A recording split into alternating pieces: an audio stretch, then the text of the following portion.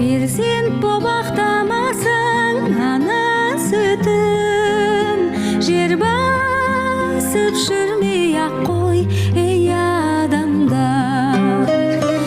Анамның ақ жаулығы әппақ әппақ, айналдым беліңнен қардан әппақ.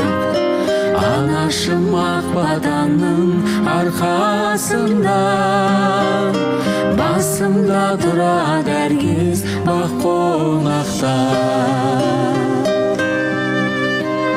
Шықсаң да қиял жетпес қияға бір, ойыңа жақсылығын жияла жүр.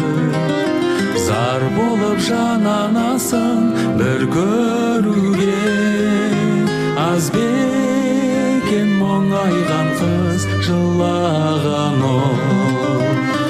Анамның ақ жаулығы әппақ әппақ, айналдым беліңнен қардан әппақ. Анашым ақ батанның арқасында, басымда тұрады әркез бақ қонақта.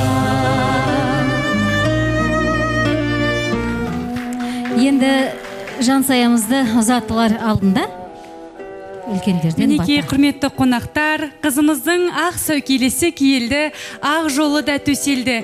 Енді осы ақ жолға әулеттің үлкені Разипа және Айтжан апамыздан бата сұраймыз.